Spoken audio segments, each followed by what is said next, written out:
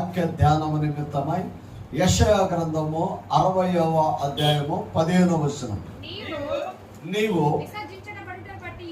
విసర్జించబడుటను బట్టి వేషింపబడుటను బట్టి ఎవడును నీ మార్గమున దాటిపోవుటలేదు. నిన్ను శాశ్వత శోభాతిశయముగాను బహుతరములకు సంతోష కారణముగాను చేసేదను. దేవుని బిడ్డారా, చాలా జాగ్రత్తగా గమనించాలి. వాగ్దానము అని అంటే ప్రభువు మనకిస్తున్న నిబంధన అయ్యున్నది. వాగ్దానం, ప్రామిస్ అంటాం కదా, నిబంధన. దేవుని బిడ్డారా, అద్భుతమైన వర్తమానాలలో ఈ యొక్క 60వ అధ్యాయంలో ప్రియ దేవుని బిడ్డారా శ్రేష్టమైన మాటలు ఆయన మాట్లాడుతూ ఉన్నారు. నీవు విసర్జించుటను బట్టి ద్వేషించుటను బట్టి ఎవడును నీ మార్గమున దాటిపోనేరు. మనం దేవుని బిడ్డలం, దేవుడు మనల్ని దర్శించాడు. మనం దేవుని బిడ్డలం, దేవుని వాగ్దానం పొందుకున్నాం. యెషయా గ్రంథం 60వ అధ్యాయంలో అద్భుతమైన వాగ్దాన సంబంధమైన మాటలు మాట్లాడుతూ ఉంటాడు. ఇక్కడ అన్నాడు, నువ్వు విసర్జించబడ్డావు, ద్వేషింపబడ్డావు. చాలా సందర్భాలలో ప్రియ దేవుని బిడ్డలారా ఇలాంటి అనుభవాలు మనకి ఎదురవుతూ ఉంటాయి. నిన్ను ద్వేషించుటను బట్టి విసర్జించుటను బట్టి ఎవడును నీ నుండి దాటిపోడు. ఒకవేళ ఎక్కడైనా మన కుటుంబాలలో, మన వ్యాపారంలో, ఉద్యోగంలో, పనులో, మన ప్రయత్నంలో, బిడ్డల దగ్గర, కుటుంబంలో ఎక్కడైనా ప్రియ దేవుని బిడ్డలారా మనము విసర్జించబడితే, అవమానానికి గురైతే, నిందలకు గురైతే, లేకపోతే ప్రియ దేవుని బిడ్డలారా ఎవరైనా మనల్ని తక్కువగా చూస్తే మనము భయపడని అవసరం లేదు. కారణం ఏంటంటే దేవుని వాగ్దానాలు మనకు ఉన్నాయి, దేవుని కృప మనకు ఉంది. ఆయన మనల్ని ఖచ్చితంగా దీవించేవాడై ఉన్నాడు. దేవుని బిడ్డలారా మనం అది ఎప్పుడు కూడా గుర్తుపెట్టుకోవాలి. దేవుడు వాగ్దానం చేశాడు, మనుషులు చేసేది కాదు. మనుషులు మాటిస్తే తప్పుతారు, మనుషులు మాటిస్తే దాని మీద నిలవరు, మనుషులు మాటిస్తే దాని నుంచి మీరిపోతారు. కానీ దేవుడు వాగ్దానం చేస్తే ఆ వాగ్దానాన్ని మనము నమ్మవలసిన వారమై ఉన్నాం. ఎందుకు నమ్మాలి అంటే ప్రియ దేవుని బిడ్డారా బైబిల్లో భక్తులతో, పరిశుద్ధులతో, నీతిమంతులతో, ప్రవక్తలతో ఆయన చేసిన ఏ వాగ్దానము కూడా మీరి పోలేదు, నెరవేరకుండా వెళ్ళలేదు. ప్రియ దేవుని బిడ్డారా దేవుడు ఏ వాగ్దానం అయితే మన పట్ల చేశాడో ఆ వాగ్దానాలు ఖచ్చితంగా నెరవేర్చబడతాయి అని చెప్పడానికి పరిశుద్ధ గ్రంథమే మనకి కొలమానమై ఉన్నది. దేవుడు పరిశుద్ధ గ్రంథంలో ఏ వాగ్దానం అయితే ఇచ్చాడో ప్రతి వాగ్దానాన్ని దేవుడు నెరవేర్చిన వాడు. ఇది ఎలా సాధ్యం? ఇది ఎలా సాధ్యం? అదే అందరూ అప్పుడు అనుకున్న మాట, కన్యక గర్భవతి అవుట ఎలా సాధ్యము? ఎలా సాధ్యం? ప్రియ దేవుని బిడ్డలారా ఒక గొర్రెల కాపరి రాజు అవుట ఎలా సాధ్యము? ఎలా సాధ్యము? గొలియాతుని దావీదు చంపుట ఎలా సాధ్యము? ఎలా సాధ్యము? దేవుని బిడ్డలారా అసాధ్యాలను సాధ్యపరచగలిగిన యేసయ్య మనతో ఉన్నాడు. మనము మన సామర్థ్యమును బట్టి కాదు, దేవుని కృపను బట్టి ఆయన మనల్ని దీవించేవాడు ఉన్నాడు. దేవుని బిడ్డలారా ఎప్పుడు కూడా దేవుని సన్నిధికి వస్తున్న మన జీవితంలో మనం కోరుకునేది, మన ఆలోచన ఎలా ఉండదంటే నేను ఇంతే చేయగలను, నేను ఇక్కడికే వెళ్ళగలను, నా శక్తి ఇదే, నా బ్యాంక్ బ్యాలెన్స్ ఇదే, నా ఆర్థిక స్థితి, నేను ఇలాగే ఉంటా, నా పరిస్థితి ఇదే అనేది మన ఆలోచన. ఎందుకంటే మన శక్తి మనకు తెలుసు. కానీ ఇప్పుడు దేవుని బిడ్డలారా దేవుని శక్తి నువ్వు అనుకున్నట్టుగా ఉండదు. దేవుని యొక్క ప్రభావం ఎలా ఉండదంటే ఆయన నువ్వు ఏదైతే చేయలేవో దాన్ని ఆయన చేసేవాడు. అందుకనే దేవాది దేవుడు అబ్రహాముతో అంటాడు కదా, అబ్రహాము యెహోవాకు అసాధ్యమైనది ఏదైనా ఉన్నదా? శూన్యములో నుంచి సమస్తమును సృజించిన ఆ దేవుడు, దేవుని బిడ్డలారా భూమి లేనప్పుడు, ఆకాశం లేనప్పుడు, చెట్లు లేనప్పుడు, ప్రకృతి లేనప్పుడు, ఈ లోకములో సమస్తమును శూన్యంగా ఉన్నప్పుడు దేవుడు కలగజేసుకోకపోతే ఈ సృష్టి ఏమయ్యేది? ఇది ఈ లోకములో కోట్ల మంది నక్షత్రాలు ఉన్నవి, అవి శూన్యంలో వేలాడుతూ ఉన్నవి. వాటిలో శరణము, వాటిలో జీవము, వాటిలో ప్రియ దేవుని బిడ్డలారా మానవ జాతి లాంటి జాతి లేదు. దేవుడు ఈ భూమిని ప్రేమించి పరిశుద్ధాత్మను ఈ భూమి మీద అల్లాడిపజేయగా ఈ భూమి మీద సకలము మన మేలు కొరకున దేవుడు సృజించాడు. దేవుని బిడ్డలారా, శూన్యముల భూమిని సృజించిన దేవుడు, ఆకాశ నక్షత్రములను నియంత్రిస్తున్న దేవుడు, సూర్య చంద్రులను నియమించిన దేవుడు, ఇది ఇలాగే ఉండుగాకని కలుగునుగాక కలుగునుగాక కలుగునుగాకని ప్రియ దేవుని బిడ్డల సమస్తమును కలగజేసిన ఆ దేవుడు ఈ రోజున నీ ఇంట్లో ఉన్న సమస్యను తీర్చలేడా? దేవుని యొక్క ఆలోచనలోనికి మనం రావాలి. మన ఆలోచనలో ఉండి దేవుని కార్యాల కోసం మనం చూడకూడదు. దేవుని నుంచి నువ్వు ఆశిస్తున్నావు, దేవుని నుంచి నువ్వు పొందుకోవాలనుకుంటున్నావు, దేవుడు నీకేదైనా ఇవ్వాలని ఎదురు చూస్తూ ఉండొచ్చు. కానీ ఇప్పుడు దేవుని బిడ్డలారా, నీవు నీ ఆలోచనలో నుంచి నువ్వు బయటికి రావాలి. నువ్వు బయటికి రావాలి. నా జీతం 10,000, లేకపోతే నా జీతం 50,000, లేకపోతే నా పని ఇంతే, నా కుటుంబం ఇంతే, నేను ఉండేది అద్దిల్లే, నా ఆర్థిక పరిస్థితి ఇదే. దేవుని బిడ్డలారా, మనం కావాలని కోరుకుంటే ఆమెను హల్లెలూయా నీ పనిని బట్టి నువ్వు కోరుకుంటావు. ఇక్కడ నేను ఏమంటున్నాడంటే, నువ్వు దేశించబడ్డావు, నువ్వు అవమానాలు పాలయ్యావు, నువ్వు నిందల పాలయ్యావు, అనేక మంది నిన్ను తక్కువగా చూశారు. కానీ దేవుని ఉద్దేశం నీ పట్ల అదేనా? లోకము అనుకున్నట్లుగానే నీ పట్ల దేవుని ఉద్దేశమా? అది కానే కాదు. ఒకవేళ లోకం అనుకున్నట్లుగా దేవుని ఉద్దేశం నీ పట్ల అదే అయితే సమరయ స్త్రీ రక్షింపబడటానికి ఏ మాత్రము కూడా అవకాశం లేదు. లోకం అన్నట్లుగా అనుకున్నట్లుగా ఒకవేళ దేవుని బిడ్డారా, దేవుని చిత్తం అదే అయితే రాహాబు దేవుని వంశావళిలో వారసత్వాన్ని సంపాదించుకునేది కాదు. దేవుని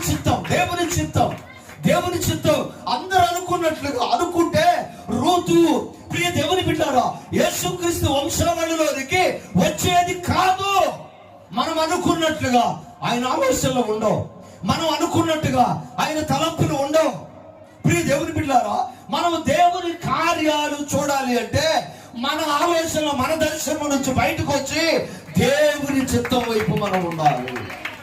దేవుని బిడ్డలారా, వివాహము కాకుండా పరిశుద్ధాత్మ వలన బిడ్డలను పుట్టించగలడు. బిడ్డలు కలగరు అని 90 సంవత్సరాల వయసులో కూడా ఆయన బిడ్డల్ని ఇవ్వగలడు. దేవుని బిడ్డలారా, ఆయన కలగజేసుకుంటే రాత్రికి రాత్రే ఉన్నతమైన స్థితిలో మార్చగలడు. దేవుని బిడ్డలారా, మన జీవితంలో కొన్నిసార్లు సుదీర్ఘ కాలం వెయిట్ చేయాల్సిన పరిస్థితులు రావచ్చు. ఆలస్యం అవుతుందని నేను కంగారు పడిన అవసరం లేదు. యాకోబు దీవెనకు 21 సంవత్సరాలు పట్టింది. కానీ దావీదుని రాజుగా అభిషేకం చేయటానికి కొన్ని గంటలు మాత్రమే పట్టింది. ప్రియ దేవుని బిడ్డలారా, జక్కయ్య ఇంటికి యేసయ్య వెళ్ళినట్టున్నాడు, ఇతడు కూడా అబ్రహాము కుమారుడే. మన జీవితంలో గుర్తుపెట్టుకోవాల్సింది అదే. నీ అప్పులతో నువ్వు చనిపోవు, నీ రోగంతో నువ్వు చనిపోవు, నీ సమస్యలు నిన్ను గెలవు. ఒకవేళ ప్రియ దేవుని బిడ్డలారా, ఎక్కడైనా ఏదైనా వేదన కలిగితే అది వేదనగా ఉండదు. యెషయా గ్రంథం 9వ అధ్యాయంలో అదే మాట్లాడతాడు. చూడండి, ఆయనను చాలా జాగ్రత్తగా గమనించండి. ఆయనను అప్పు ఉంది, ఆయనను బలహీనత ఉంది, ఆయనను సమస్య ఉంది, ఆయనను సమాధానం లేదు, ఆయనను ఇక్కడ మాట్లాడుతున్నాడు. నిరీక్షణ లేని ఇతరుల వలె మనం మాట్లాడటానికి వీల్లేదు. ప్రియ దేవుని బిడ్డలారా, ఆయనను ఈ మాట మన జీవితంలో ఎప్పుడు గుర్తు పెట్టుకోవాలి. ప్రియ దేవుని అప్పు ఉంది, ఆయనను బలహీనత ఉంది, ఆయనను భర్త మాట్లాడు, ఆయనను బిడ్డలు మాట్లాడరు, ఆయనను ఆర్థిక పరిస్థితులు, ఆయనను రోగం ఉంది, ఆయనను యేసయ్య నీతో ఉన్నాడు. వేదన పొందిన దేశం మీద మబ్బు నిలవలేదు, నీ సమస్య నిలవదు, నీ ఆటంకాలు నిలవదు, నీ వేదన నిలవదు, నీ దుఃఖం నిలవదు. నిన్ను నిలబెట్టుటకు యేసయ్య నీతో కూడా ఉన్నవాడు. దేవుని బిడ్డలారా, శాశ్వతమైన ఆశీర్వాదాలు ప్రభు మనకు ఇవ్వాలని చూస్తాం. అశాశ్వతమైన వాటిని మనం ఎప్పుడూ కోరుకుంటాం. మన కోరికే అశాశ్వతమైన. పట్టుచీర కావాలి, శాశ్వతమా? అబ్బాయి బంగారం కావాలి, శాశ్వతమా? బిర్యానీ కావాలి, శాశ్వతమా? కారు కావాలి, శాశ్వతమా? బండి కావాలి, శాశ్వతమా? ఇల్లు కావాలి, శాశ్వతమా? ఇవి కాదే. శాశ్వతమైనది దేవుని ప్రణాళికలో ఉన్నది. శాశ్వతమైనది ప్రియ దేవుని బిడ్డలారా, ఆయన నీకు ఇవ్వబోతూ ఉన్నాడు. ఈ లోకం అశాశ్వతం. ఈ భూమి మీద కనబడుతున్న దృశ్యమైనవన్నీ కూడా అశాశ్వతమే. అదృశ్యమైన దేవుడు, అదృశ్యమైన కార్యాలు నీ జీవితంలో ప్రభువు కలగజేయబోతున్న దేవుడు ఆయన. ఆమేన్, హల్లెలూయా. పరిశ్రమ లేకుండా ఉండొద్దు, విశ్వాసం లేకుండా ఉండొద్దు. ప్రియ దేవుడు, నా బ్రతుకింతే అని నువ్వు ఎప్పుడు కూడా అనుకోవటానికి వీల్లేదు. ప్రతి విషయాన్ని దేవునికి అప్పగించాలి. ప్రతి విషయాన్ని దేవునికి అప్పగించాలి. వచ్చిన బలహీనత ఏదైనా వస్తుంది. నాకు రోగం ఉంది, నాకు రోగం ఉంది, నాకు రోగం ఉంది, నాకు రోగం ఉంది అని అంటే ఏమైపోతావు నువ్వు?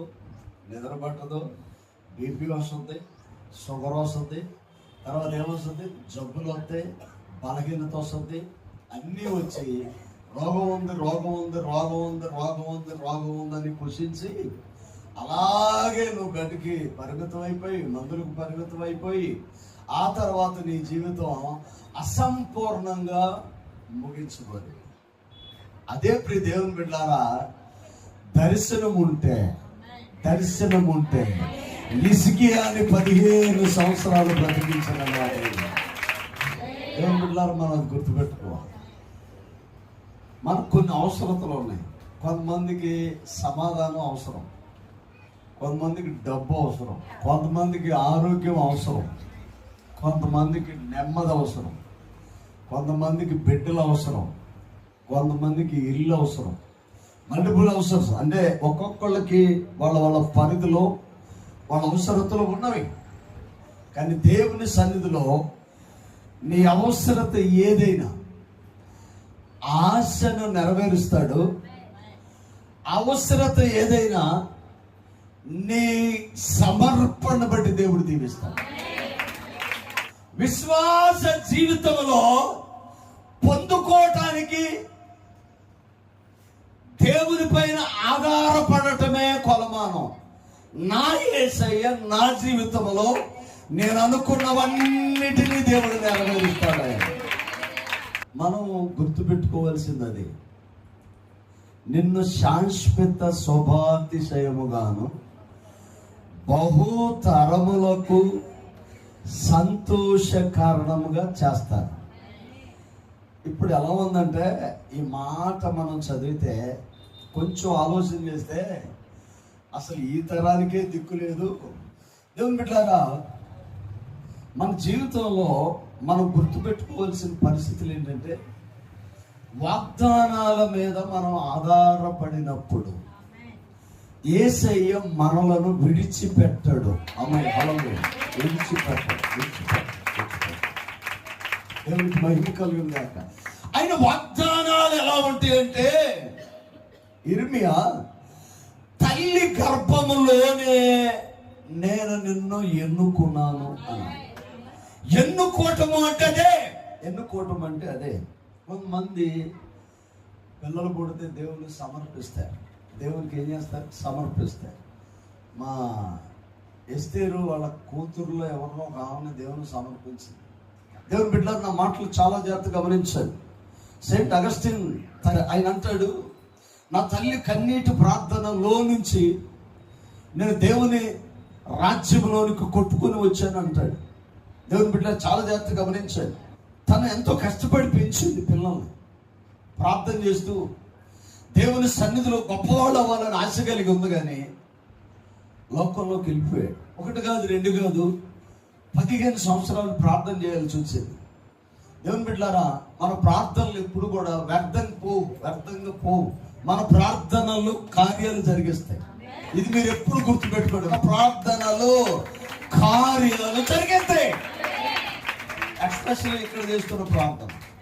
నేను ఈ మాట చెప్తున్నానంటే, దేవుడు ఏర్పాటు చేసుకున్న పరిచర్యలు ఉంటాయి, దేవుని ఏర్పాట్లు లేని పరిచర్యలు కొన్ని ఉంటాయి. దేవుని అభిషేకం కలిగిన సేవకులు ఉంటారు, దేవుని చిత్తానికి లోబడకుండా పనిచేసే వాళ్ళు ఉంటారు. మనం ఇప్పుడు కూడా ఈ గుర్తుపెట్టుకోవాలి, విశ్వాసులుగా సరైన జ్ఞానం కలిగి మనం ఉండాలి. దేవుని సన్నిధిలో మనం సమర్పించుకున్నప్పుడు మన జీవితంలో ప్రతిదీ ఆయన ఆశీర్వాదకరంగా ఉండాలి. ఆమెను హల్లెలూయా. ఏమంటే ఇప్పుడు ఈ వయసు అండి పరిణామం చెందుతూ ఉంటుంది. ఆమె ఏమవుతూ ఉంటుంది? పరిణామం చెందుతూ ఉంటుంది. చిన్నప్పుడు బొమ్మలు ఇష్టపడతాం, కానీ ఇప్పుడు బొమ్మలు ఇష్టపడితే ఏమంటారు తెలుసా? ఇక బుద్ధి ఉందా అని అంటారు. అంటే ఇప్పుడు దేవుని బిడ్డలారా, మానవ జీవన విధానం ఎలా ఉంటుందంటే పరిణామం చెందుతూ ఉంటుంది. చిన్నప్పుడు ఆటలో, తర్వాత ఎవరి కాలంలో, తర్వాత వృద్ధాప్యంలో, కౌమార్యంలో, ఇలాగ రకరకాలుగా మన యొక్క జీవన విధానం పరిణామం చెందుతూ ఉంటుంది. అయితే ఇప్పుడు దేవుని బిడ్డలారా, దేవుని ఉద్దేశం ఏంటంటే నిన్ను బహుతరములకు ఆశీర్వాదకరంగా చేస్తా. ఎప్పటికీ దేవుని బిడ్డలారా, ఈ 2026 కాదు, నువ్వు నిలబడితే నీ కుటుంబం, నీ బిడ్డలను ఆశీర్వాదకరంగా పరిచేవాడయ్యా. హల్లెలూయా. దేవుని బిడ్డలారా, విశ్వాసంతో మనం అదే నేర్చుకోవాలి. ఇప్పుడు ఆలోచనలు ఇప్పుడు ఇలా ఉన్నాయి, చిన్నప్పుడు ఆలోచనలు అలా ఉన్నాయి, పెద్ద అయిన తర్వాత ఆలోచనలు అలా ఉన్నాయి. కొంతమంది మా మనవడు పెళ్ళవ్వాలి, మనవరాలు పెళ్ళవ్వాలి. దేవుని బిడ్డలారా, ఇలాంటి ఆలోచనలు ఉంటాయి. ఎందుకు అంటే మానవుడు వయసును బట్టి పరిణామం చెంది ఆశయాలు మారిపోతూ ఉంటాయి. కానీ దేవుడు అలా కాదు. దేవుడు ఆలోచన ఏంటంటే నీ బాల్య దినములోనే నీకు వాగ్దానం చేసిన దేవుడు, నీవు ఎన్ని మారినా, ఎంత పరిణామ క్రమంలో ఎన్ని ఆశలు వచ్చినా ఆయన నీ పట్ల చేసిన వాగ్దానం నెరవేర్చే తీరుతాడు. సపోర్ట్ కొడుతుంది దేవుడి స్థితి. యేసు ప్రభు వడ్లవాని కుమారుడు కాదా అని అంటే ఆయన వడ్రంగి పని చేశాడు. ఆయన గొర్రెలు కాపారు. ఆయన మనుషులను పట్టడానికి వచ్చాడు అన్నాడు. వివిధ రీతిలుగా ఆయన ప్రయాణాన్ని కొనసాగించాడు. కానీ దేవుని చిత్తం ఏంటంటే సర్వమానవాళి రక్షణార్థమై ఆయన ఒక యాగంగా దేవుడు ఎన్నుకున్నవాడు. దేవుని బిడ్డ, అందుకే నేను పలుమార్లు అంటాడు, నేను దేవుని చిత్తాన్ని నా జీవితంలో నెరవేర్చడానికి వచ్చాను. మనం గుర్తుపెట్టుకోవాల్సింది అదే. నేను యేసయ్య బిడ్డను. ఫ్రెండ్స్తో ఉన్నప్పుడు నేను యేసయ్య బిడ్డను. ఒంటరిగా ఉన్నప్పుడు నేను యేసయ్య బిడ్డను. లోకంలోకి వెళ్ళాలని ఆశ వచ్చినప్పుడు నేను యేసయ్య బిడ్డను. ఇది మనముగా ఒక నిబంధన చేసుకుంటే, మనముగా ప్రభువుతో సంబంధం కలిగి ఉంటే, మనముగా ఆయనతో నడవాలనే ఒడంబడికలో మనం ఉంటే ఎవరి కొన్ని సందర్భాల్లో కొంతమంది సహకరించకపోవచ్చు అండి. తల్లిదండ్రులు మనం సహకరించకపోవచ్చు. ఆమేన్. ఆ మాత్రం నిబంధన మారిద్దా? దేవునితో మనకున్న ఒడంబడిక మారిద్దా? బిడ్డలు మనం అనుకున్నట్టుగా ఉండకపోవచ్చు, కానీ బిడ్డలతో నా నిబంధన చేసింది, తల్లిదండ్రులతో నా నిబంధన చేసింది. దేవునితో కదా నిబంధన, దేవునితో కదా ప్రయాణం, దేవునితో కదా నీవు నడిచేది, దేవుని దగ్గర కదా నీ నిబంధన ఉంది. కొంతమంది వివిధ సందర్భాలలో వారి యొక్క భక్తి జీవిత విధానాన్ని పరిస్థితులను బట్టి మారుతా ఉంటాయి. కానీ యేసయ్య బిడ్డ అయితే నువ్వు విశ్వాసములో ఆయన దగ్గర ఒక నిబంధన తీసుకుంటే మరణము వరకే దాని మీద స్టాండ్ అయి చూడు, అద్భుతమైన ఆశీర్వాదాలు దేవుడి జీవితంలో ఉంటాయి. దేవుని బిడ్డారా, ఏలియా కోసం అగ్ని రథములు వచ్చినవి. హానోకు దేవుని దగ్గరికి నడుచుకుంటూ వెళ్ళాడు. దేవుని సన్నిధిలో నువ్వు నమ్మకంగా ఉంటే ఇలాంటి ఒక అనుభవాన్ని దేవుడు నీకు ఇచ్చేవాడై ఉన్నాడు.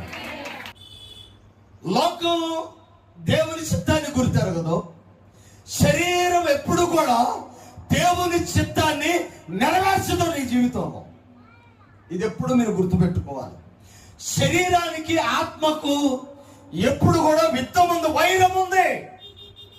ఈ లోక స్నేహము దేవునితో వైరమని నీకు తెలియదా అంటుంది బైబుల్. మరి లోకం మన దగ్గరికి వచ్చి సహాయాన్ని లేక సహవాసాన్ని కోరినప్పుడు, లేక మనని ఆశ్రయించినప్పుడు దేవుని చిత్తానికి లోపడదావా? లేకపోతే కొన్నాళ్ళు ఉండి శిథిలమైపోతున్న ఈ శరీరపు ఆశలను నెరవేరుతామా? మనమే డిసైడ్ చేసుకోవాలి. దేవుని బిడ్డలారా, దేవుడు మనుషునికి నిర్ణయాత్మక శక్తినిచ్చాడు. ఏమిచ్చాడు? నిర్ణయాత్మక శక్తినిచ్చాడు. సమస్తమును నీకు ఇచ్చి నిర్ణయించుకునే అవకాశాన్ని, ఆధిక్యత మనకే ఇచ్చాడు. ఈ పండు తినొద్దు. దేవుడు కర్ర తెచ్చుకొని అక్కడ కాపలా కాశాడా? అది కూడా చేయొచ్చు.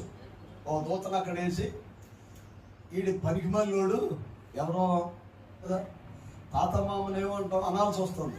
ఆ పనికిమాలినోళ్ళు ఖచ్చితంగా ఇక్కడికి వస్తారు, ఈ చెట్టుకాయలు కోసుకుంటారు, ట్రై చేస్తారు, లాగి పెట్టి ఒకటి కొట్టు, లెంపకాయలు వెయ్యి అని ఒక దూతను అక్కడ పెట్టలా.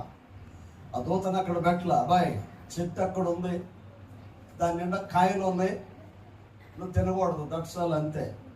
నువ్వు నిర్ణయం చేసుకోవాల్సింది ఎవరండి? నిర్ణయం తీసుకోవాల్సింది ఎవరు? ఇప్పుడు ఇంట్లో కత్తిపేట ఉందండి. ఇంట్లో కత్తిపేట దేనికి? ఇంట్లో కత్తిపేట కూరగాయలు కోసుకోవచ్చు, చేతులు కూడా కోసుకోవచ్చు. కొంతమంది దీనికి ఉపయోగిస్తారు, కొంతమంది దానికి ఉపయోగిస్తారు. ఒకవేళ కత్తిపేట కూరగాయలు కోయకుండా నీ పేక కోసుకుంటే కత్తిపేట నోరు మోయి పనికి మాలిందానా? నన్ను నీ ఇంట్లోకి తెచ్చుకునేందుకు కూరగాయలు పెట్టానికి కదా? ఏంటి నువ్వు చేయకోసుకుంటున్నావు? లేకపోతే ఎవరి మీద దాడి చేస్తున్నావు? బుద్ధి లేదానా అని ఎప్పుడన్నా ఎవరికన్నా ఏ ఇంట్లోనన్నా కత్తిపేట మాట్లాడిందా? మీ ఇంట్లో కత్తిపేట ఏమైనా మాట్లాడిందా? నువ్వు అది ఏం చేస్తే అది చేస్తుంది. దానికి నిర్ణయాత్మక శక్తి లేదు. నీ ఇంట్లో కత్తిపేట ఉంటే దాంతో పేక కోసుకోవచ్చు, కూరగాయలు కోయవచ్చు. నిర్ణయం నీదే. దేవుడు వచ్చి అక్కడేం ఆపడం. నిర్ణయం నీదే. దేవుని బిడ్డ చాలా జాగ్రత్తగా మాటలు గమనించాలి.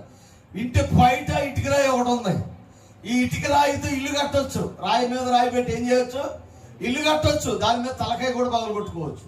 ఇది ఇల్లు కడితే కట్టమన్న దేవుడు తలకాయ మీద వేసుకుంటానంటే వద్దని చెప్పడానికి నిర్ణయం తీసుకోవాల్సింది నువ్వు. ఆమేన్, హల్లెలూయా. నిర్ణయం తీసుకోవాల్సింది నువ్వు. ప్రతి రోడ్డు కాడ ఏరో మార్క్ ఉంటుంది. ఏరో మార్క్ ఉంటుంది. అక్కడ పేరు ఉంటుంది. ఇటు వైజాగ్ వెళ్తాం, ఇటు విజయవాడ వెళ్తాం, ఇటు చెన్నై వెళ్తాం. ప్రతి జంక్షన్ దగ్గర ఒక యారో మార్క్ ఉంటుంది. ఆ యారో మార్కు గమ్యాన్ని సూచించే పేరు రాసి ఉంటుంది. నిర్ణయం తీసుకోవాల్సింది ఎవరు? యారో మార్క్ ఉందా? చూశానాయన. ఏ ఊరు వెళ్ళాలో ఉందా? చూశానాయన. మరి పనికి మాలినోడా ఇటెందుకు వచ్చావు? అర్థం కాలా? పిచ్చోడివే, పిచ్చిదానివే? అర్థం కాలేదా? తెలియదా? మెంట్లో ఉందా? లూజా? ఏ కదా మనం వాడే మాటలు. లూజా? తెలియదా? దేవుని చిత్తం తెలియదా? దేవుని కృప తెలియదా? దేవుడు ఎవరో తెలియదా? ఆయన పరిశుద్ధత తెలియదా? ఆయన నీతి తెలియదా? ఆయన వాక్యము తెలియదా? ఏది పరిశుద్ధతో ఏది అపరిశుద్ధతో తెలియదా? ఏది చెయ్యొచ్చో ఏది చేయకూడదో తెలియదా? 2 రోజులు ఉపవాసం చేస్తే తీసి పక్కన కొడతాం. చెప్పండి, మీరు చెప్పండి. 2 రోజులు ఉపవాసం చేస్తే నీ మొహం చూడగలమా? దేవుని బిడ్డలారా, మనము మన జీవితంలో తెలుసుకోవాల్సింది అదే. దేవుని చిత్తము ఏదో నీ జీవితంలో నువ్వు ఎరిగితే అద్భుతమైన కార్యాలు నీ జీవితంలో చేస్తావు. నిర్ణయం నీదే. నిర్ణయం నీదే. 2 మార్గాలు, జీవం మరణం. 2 మార్గాలు ఉంటాయి. అక్కడ యారో మార్కు ఉంటుంది. ఆ యారో మార్కు మీద ఏటీఎల్లలో రాసి ఉంటుంది. ఎందుకు? నువ్వు నిర్ణయం తీసుకోలేనప్పుడు నీకు ఆలోచన చెప్పటానికి ఆ బోర్డు ఏర్పాటు చేశారు. ఆగి ఆలోచించి ఈ మధ్య జోజి గూగుల్ మ్యాప్ ఆయన ఎవరు గూగుల్ మ్యాప్ పెట్టుకుని వెళ్ళిపోయి ఎక్కడ పడిపోయారంట, ఏదో నదిలోనో కాలంలోనూ పడిపోయారు. మన జీవితంలో ప్రతి జంక్షన్లో ఒక ఏరో మార్క్ ఉంటుంది, దాని మీద పేరు ఉంటుంది, ఎటు వెళ్ళాలి. ఒకవేళ దాటిపోతే ఏం బిడ్డారా, సరైన నిర్ణయం మనకై మనం తీసుకోగలిగినప్పుడు, మన నిబంధన ప్రభుతో పర్ఫెక్ట్ గా ఉన్నప్పుడు, దేవుని బిడ్డారా శాశ్వతమైన ఆశీర్వాదాలు ప్రభు మనకు ఇవ్వాలని చూస్తున్నాడు. 30 ఎండి నాణ్యాలు ఎన్నాళ్ళు వస్తాయండి? 30 ఎండి నాణ్యాలు దేని ఎన్నాళ్ళు వస్తాయి? ఆమేన్, హల్లెలూయా. 30 ఎండి నాణ్యాలు ఏ అవసరతలు తీరిస్తే ఆయన వెలకట్టి దానిని కొనబోతే, ప్రియ దేవుని బిడ్డలారా, అఖిలందా భూమిని కొన్నాడు. 30 వెండి నాణ్యాలు యేసు ప్రభువును అమ్మేసి వాటిని తీసుకొచ్చి బేరమాడితే ఒక సమాధులు దొరికింది. సాగు చేసే భూమి కూడా దొరకలేదు దానికి. ఇది 30 వెండి నాణ్యాలకు సాగు చేసే భూమి కూడా రాలేదు. అంటే యేసయ్యను ఎంత తక్కువ చేసి చూశాడు, ఎంత తక్కువ చేసి చూశాడు. దేవుని బిడ్డలారా, దేవుని చిత్తాన్ని, దేవుని కృపను, దేవుని ఆశీర్వాదాలు మనం తక్కువ చేసి చూస్తే పశ్చాత్తాపమే మిగిలింది. తుదకు తల్ల కిందులుగా ఉరేసుకొని పొట్ట పగిలి చనిపోవాల్సిన పరిస్థితుల్లోనికి నెట్టివేయబడ్డాడు. దేవుని బిడ్డ, నా మాటలు చాలా జాగ్రత్తగా వినించండి. శాశ్వతమైన ఆశీర్వాదాలు ప్రభు మనకిస్తాడు. ఆమేన్. నిర్ణయాత్మకమైన శక్తిని దేవుడు మనకి అనుగ్రహించాడు. విశ్వాసంతో మన నిర్ణయం ఎలా ఉందో నిర్ణయించుకోవాలి. దేవుని బిడ్డవైతే ఈ లోకం సంపాదిస్తుందండి. ఈ లోకము ఇష్టానుసారంగా సంపాదిస్తుంది. గ్లామర్ ఫీల్డ్ శరీరాన్ని చూపించి సంపాదిస్తున్నారు. కొంతమంది అదే గ్లామర్ అడ్డు పెట్టుకొని బెట్టింగ్ యాప్లు ప్రమోట్ చేసి సంపాదిస్తున్నారు. కొంతమంది వాళ్ళకున్న పేరును ఉపయోగించుకొని సంపాదిస్తున్నారు. కానీ ఇవన్నీ ఏమైపోతున్నాయి అంటే, చివరికి ప్రియ దేవుని బిడ్డలారా, భయంకరమైన పాపములోనికి నెట్టివేయబడతాం. తాత్కాలికంగా డబ్బు మీద ఆశ పెట్టుకొని వెళ్ళవచ్చు, తాత్కాలికంగా ప్రియ దేవుని జ్ఞానం మీద ఆశ పెట్టుకొని వెళ్ళొచ్చు, తాత్కాలికంగా శరీరాన్ని సుఖపెడుతూ వెళ్ళొచ్చు, తాత్కాలికంగా నీవు అనుకున్నది నీ జీవితంలో నెరవేర్చుకోవచ్చు. కానీ దేవుని చిత్తం ఒకటి ఉంది, దేవుని వాక్యం ఒకటి ఉంది, దేవుని యొక్క ఆలోచన ఒకటి ఉంది. దాంట్లో నువ్వు ఖచ్చితంగా సమాధానం చెప్పుకోవాల్సి. అందుకనే దైవికమైన ఆశీర్వాదాలు శాశ్వతమైన ఆశీర్వాదాలు పొందుకోవటానికి శాశ్వతుడైన దేవుణ్ణి శాశ్వతమైన వాగ్దానాలతో వెంబడించాలి. బహుతరములకు అంటారు. అబ్రహాము, ఇస్సాకు, యాకోబు, యోసేపు, సంథింగ్. ఈ రోజు మనము కూడా అబ్రహాము సంతానముగా పిలువబడుతున్నాం. ఒక్కడు నీతిమంతుడుగా బ్రతికితే, ఒక్కడు దేవుని చిత్తాన్ని నెరవేరిస్తే, ఒక్క వ్యక్తి దేవుని మాటను వింటే, ఈ ప్రపంచంలో ఆయన బిడ్డలను ఆయనకు స్వాధీనపరిచిన వాడై ఉన్నాడు. దేవుని చిత్తాన్ని నీ జీవితంలో నెరవేర్చి చూడు, నిన్ను శాశ్వత సౌభాగ్యశీలుగా బహుతరములకు ఆశీర్వాదకరంగా మారుస్తాడు. దేవుడు ఒకవేళ తృణీకరిస్తే, 10వ వచనం ఒక్కసారి చూడండి, నేను ముగిస్తాను. అన్యులు నీ ప్రాకారములను కట్టుదురు, వారి రాజులు నీకు ఉపచారము చేయుదురు. కిందకురా. ఏలయనగా కొట్టి తిని గాని కటాక్షించి నీ మీద జాలి పడుతున్నాను. ఆమేన్, హల్లెలూయా. అన్యులు నీ ప్రకారం కడతారు, నీ ముందు ఆశీర్వాదాలు అవే, నువ్వు కోరుకుంది దేవుడు నీకు ఇస్తాడు.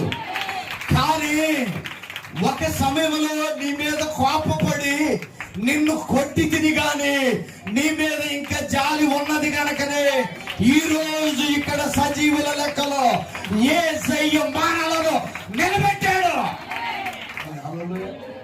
ఒక మాట చెప్పనండి, ఈ 2026 సంవత్సరం చూడటమే ఆయన. దీనికి కృతజ్ఞత కలిగి నువ్వు జీవించడానికి ఈ సంవత్సరం ఇష్టపడు. నీ జీవితంలో ముయ్యబడిన మార్గాలు యేసయ్య తెరుస్తాడు, ఆటంకాలు తొలగిస్తాడు, అనుకున్నవి చేస్తాడు. అద్భుతమైన ఆశీర్వాదాలు నీకు, నీ కుటుంబానికి, నీ బిడ్డలకు, నీ సంఘానికి ప్రభువు అనుగ్రహిస్తాడు. కావంచండి ప్రార్థన. ప్రభువా, నీ చిత్తాన్ని నా జీవితంలో నెరవేరుస్తాను. ఎన్ని శ్రమలు వచ్చినా నా పరిశుద్ధతను కాపాడుకుంటాను. ఎన్ని ఆటంకాలు వచ్చినా నా గురి నీ వైపు ఉంటుంది. ఈ లోకంలో ఉన్న వాటన్నిటిని విడిచిపెడతాను, వాగ్దానాల వైపు వెళ్ళి వాటిని స్వాధీనపరుచుకుంటాను. ప్రేమ నమ్మకం కలిగిన దేవా, సత్య స్వరూపి, కృప సమృద్ధినిచ్చేవాడా నీకు మహిమ. ఇక్కడ ఉన్న బిడ్డలందరి పైన నీ కృపను కుమ్మరించు. 2026 సంవత్సరంలో నిలిచిన వాగ్దానము దేవాని స్తోత్రం. జనముల ఐశ్వర్యమును నీవు స్వాధీనపరచుకుంటావు. ఆ వాగ్దానం మన జీవితంలో నెరవేర్చేది దేవా. ఈ యొక్క యెషయా గ్రంథం 60వ అధ్యాయంలో అద్భుతమైన వర్తమానాలు మీరు మాతో వెళ్తున్నారు. మాతో మాట్లాడిన ప్రతి మాటను బట్టి నేను స్తుతిస్తూ ఉన్నాను. ఈ వాగ్దానాలు ఇక్కడున్న ప్రతి వారు స్వతంత్రించుకునే కృపను దయచేసి. నిరాశలు తొలగిపోవాలి, వేదన తీసివేయండి, చీకట్లు పోవాలి. వేదన పొందిన దేశం మీద మబ్బు నిలవలేదని చెప్పిన దేవా, సమస్యలనే మబ్బు తొలగిపోయి ఆశీర్వాదపు వెలుగును మీరు చూసే కృపను దయచేసి. ఇక్కడ ఉన్న ప్రతి బిడ్డను మీరు దీవించారు. ఎవరైనా రోగులుంటే స్వస్థతపరచండి, ఎవరైనా అసమాధానం ఉంటే సమాధానపరచండి, ఎవరైనా అప్పులుంటే వాటిని తీర్చండి, ఎవరైనా లోటుంటే వాటిని తీర్చివేయండి. సర్వకృపానిధివి, సంపదల గనివి, ఎవరు ఏ అవసరతలో ఉన్న వాటన్నిటినీ మీరు తీర్చి ఆశీర్వదించమని యేసు శ్రేష్ఠ నామమున అడిగి వేడుకొనుచున్నాము తండ్రి. ఆమేన్. ఆమేన్. అందరికీ